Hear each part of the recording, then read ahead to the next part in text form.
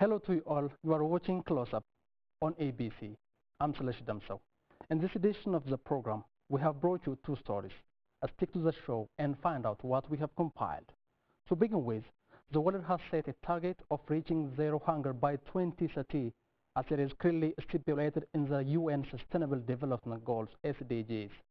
This was emphasized on the 37th annual meeting of World Food Day, marked here in Addis Ababa. Addressing the gathering, President Mulatu Teshome has called for the need of global collaboration to guarantee better livelihood for all humanity by 2030. On the event, World Food and Agriculture Organization (FAO) has commended Ethiopia's commitment to addressing the underlying causes of migration and youth unemployment. Sfarao Lagao presents the full account.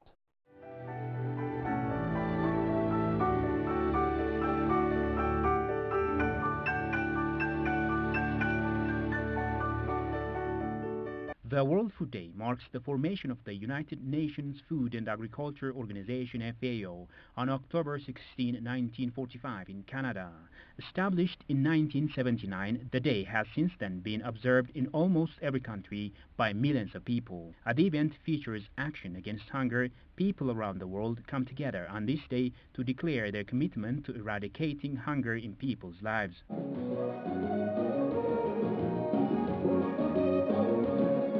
As part of the global effort, the World Food Day was observed on October 17, 2017 here in Addis Ababa under the theme Change the Future of Migration, Invest in Food Security and Rural Development.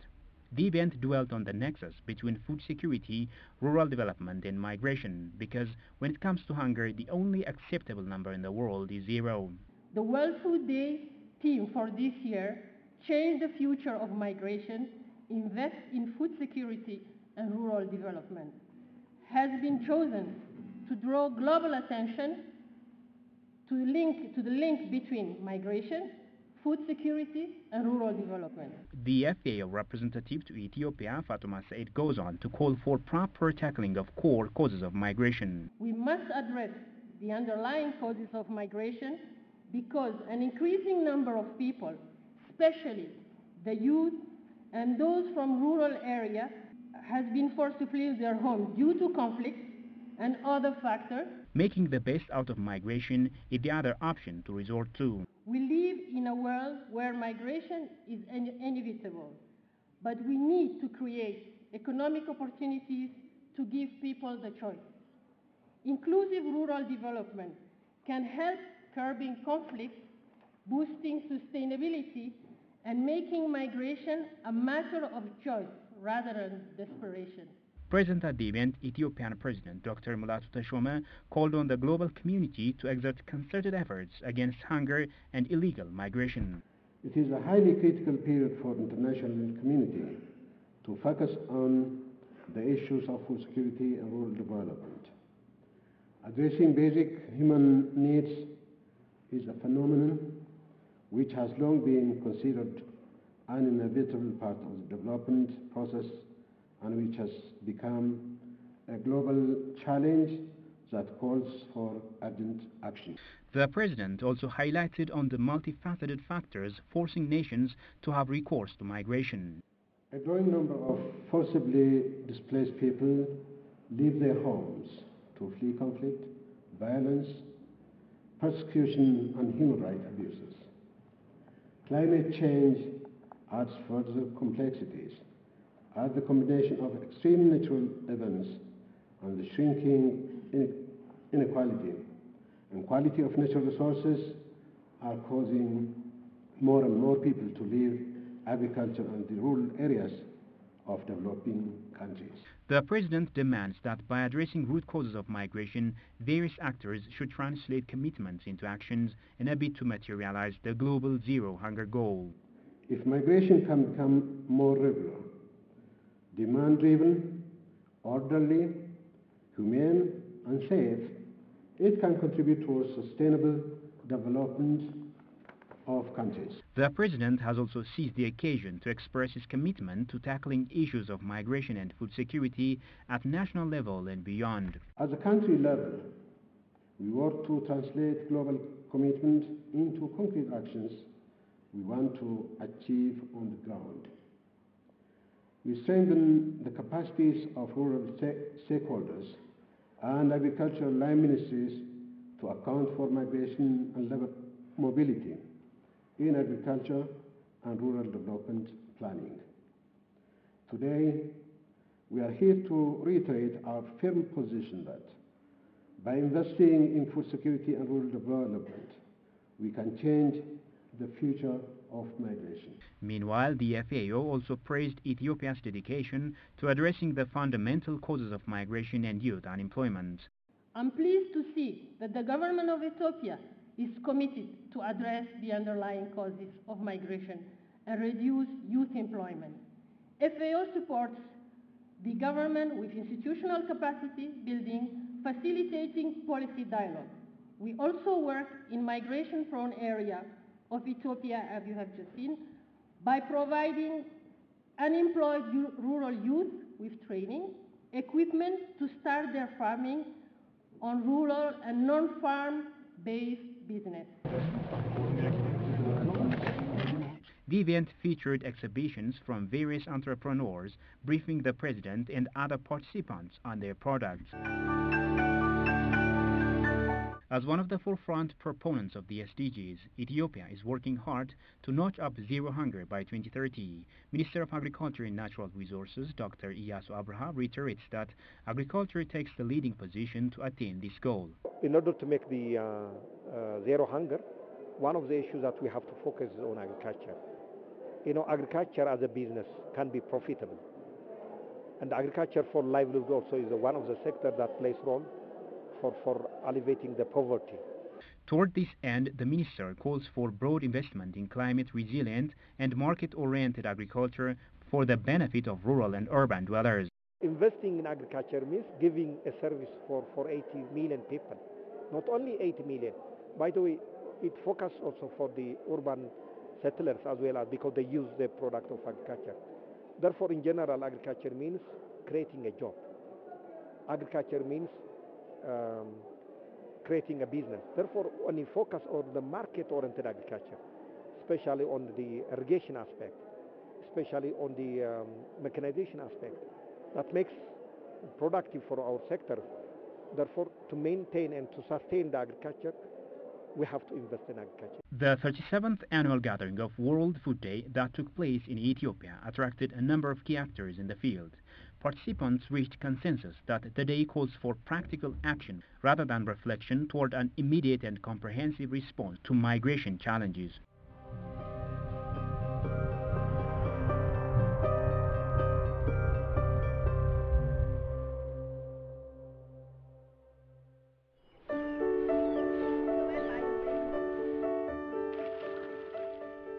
Welcome back. You are watching Close Up. I'm Seleshi Damso. Here comes the second story.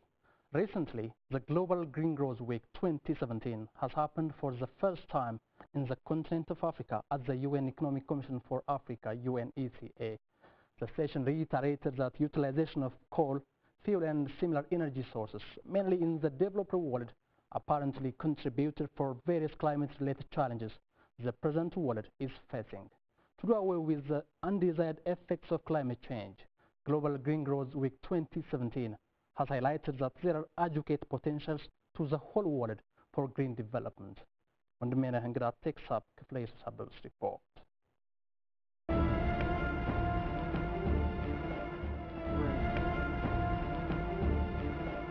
Humankind has greatly labored in its quest to energy, thereby exploiting energy sources from fire to fossil fuels to ensure their existence and realize development.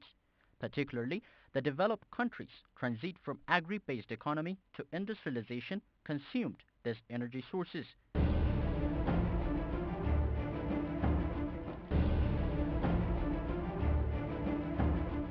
Despite economies' growth, the brown industries contributed for massive carbon emissions which polluted environment and resulted climate change catastrophe which developing countries are also facing. Currently, exploring other energy sources has become not a choice but a must.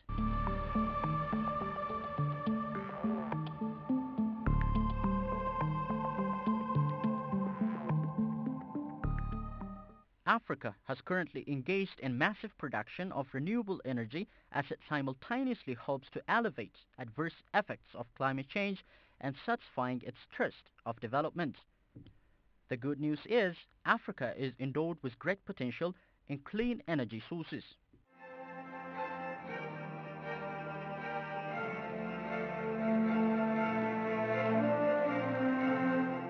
As the Global Green Growth Week 2017 took place for the first time in Africa, UNECA Deputy Executive Secretary reiterated Africa has great potential in green energy development.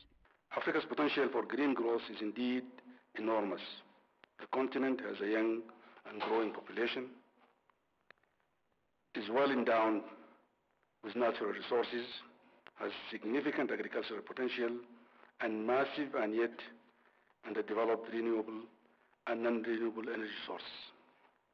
To unlock this enormous potential, to drive social and economic transformation, to meet the development goals set out in Africa Union 2063 Agenda and the UN 2030 Agenda for Sustainable Development, requires concerted efforts among all key stakeholders. He added, renewable energy sources are likely to realize sustainable development goals as they are efficient and eco-friendly means of energy. Unlocking the green growth potential for Africa means that we must also see the interlinkages with urbanization, infrastructure, trade, and regional integration.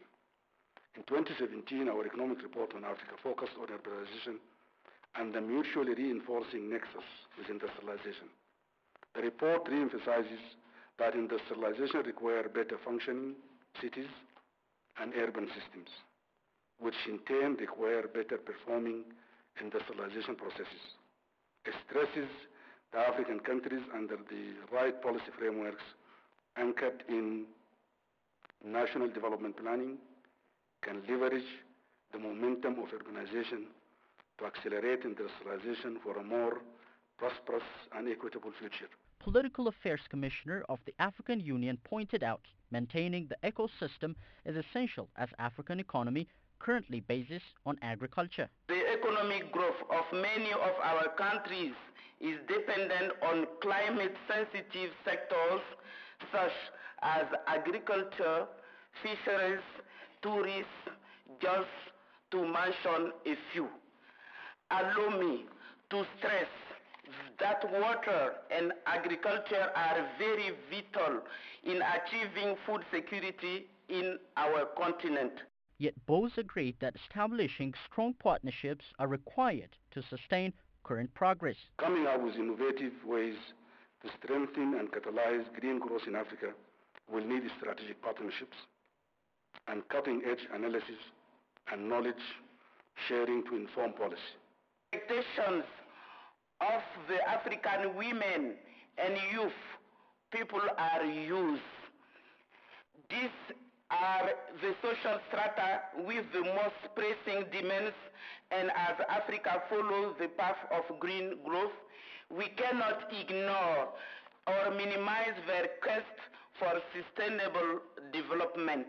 Present at the event, Deputy Prime Minister Demeke Mekonnen says multilateral organization support is essential for Africa to tap its potential. Adequate use of implementation, finance, human resource and technology must be secured.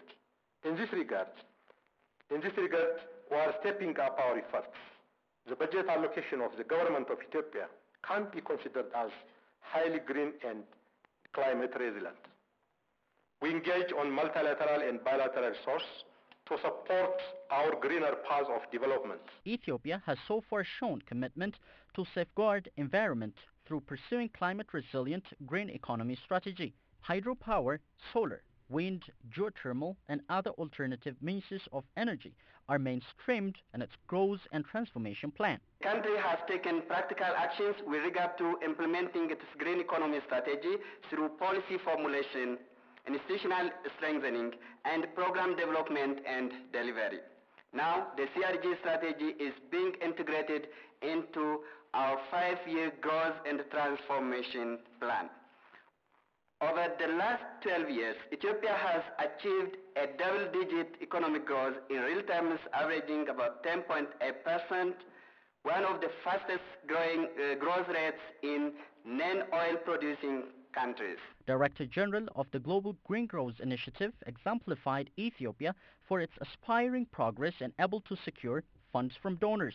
We are here to celebrate and share the successes of our member countries in transforming their economies to green growth.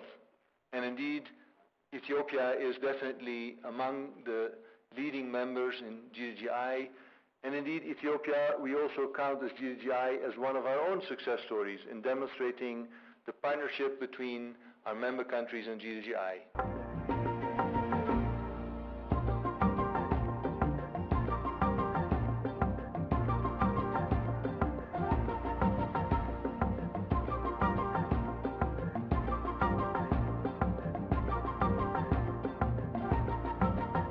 Participants of the Global Green Growth Week also admired Ethiopia's political commitment to develop without undermining the environment.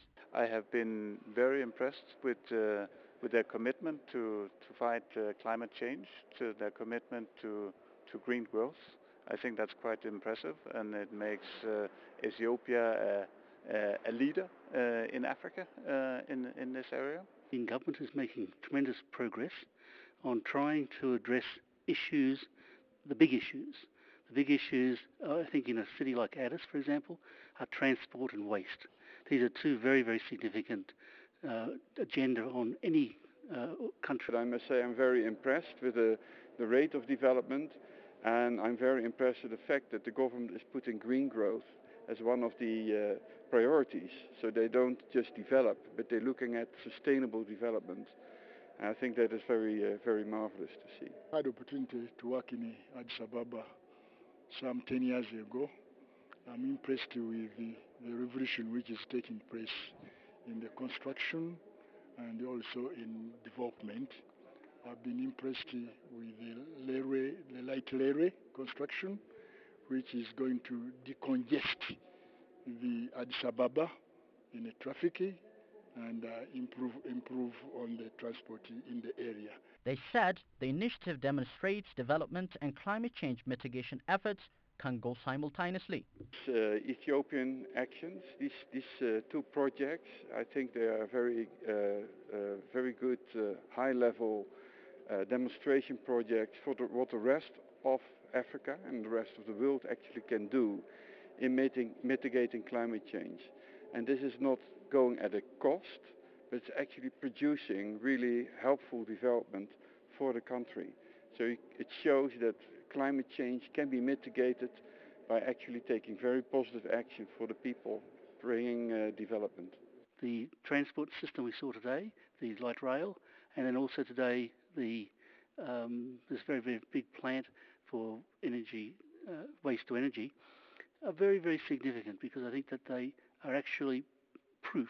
People can see them, and they will actually benefit people directly. Highlighting the aforementioned points, Director General of the Global Green Growth Initiative said Africa's industrialization will be realized in different aspects, safeguarding the environment. Where economies have grown very rapidly, but almost all cities there grapple with toxic levels of air pollution. That you should avoid here. Of course, there are really good opportunities now to use renewable energy. We had sessions here that were all focused on unlocking the potential for green growth for Africa. And renewable energy will be a revolution for Africa, as important as the mobile phone 10 years ago. In addition to averting climate change effects, the cheap energy sources would help to hasten Africa's development. Years ago, people talked about using clean energy instead of coal because it was better for the environment. Now renewable energy has become cheaper than coal. So it's good for the environment, but it's also in the interest of the economy. That's why we see it racing ahead. He believes collaboration of governments and multilateral organizations is vital to realize the vision. Government support with green finance that we help bring about and training young people to have those green jobs, I believe we can have this revolution support Africa. Throughout the week, a created opportunity to discuss ways of reducing poverty, job creation and environmental sustainability in developing countries. Global Green Growth Initiative assists developing countries with policy designing and financial mobilization for various eco-friendly developmental activities countries carry out. So far, Global Green Growth supports Ethiopia to secure more than $50 million for its green energy development.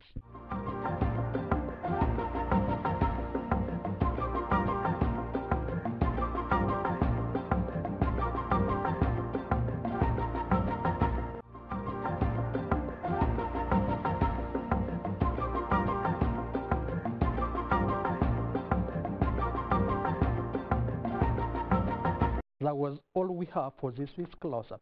Many thanks for watching, and do join us next week same time with other stories. It is goodbye from Ms. Leshdamso and the rest of the close-up production team. Goodbye for now.